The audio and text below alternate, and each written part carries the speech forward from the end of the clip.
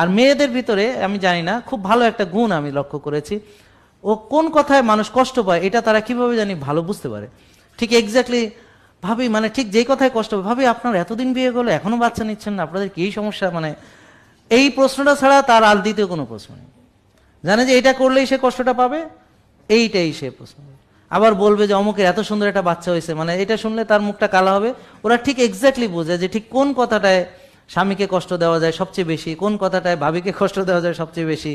এরা আল্লাহর রহমতে এই গুণটা তাদের খুব ভালো, এই ব্যাপারে তারা এক্সপার্ট, এতে কোনো সন্দেহ নেই। আর পুরুষদের এত গুণ নাই, এরা খালি রাগারাগি করে, চিৎকার চেঁচামেচি করে, কিন্তু এরা জানে না কোন কথায় বউকে কষ্ট দিতে হবে। এরা খালি চিল্লাপাল্লা করে, পরে ঝগড়ায় হেরে যায়, কারণ বউ এমন একটা কথা কয় যে এটা সে আর কাউন্টার করতে পারে না। তারপর সে রাগারাগি চিৎকার চেঁচামেচি করে, কইরা উল্টাপাল্টা বলে, ওইটা এভিডেন্স হিসেবে সে আবার মনে রাখে।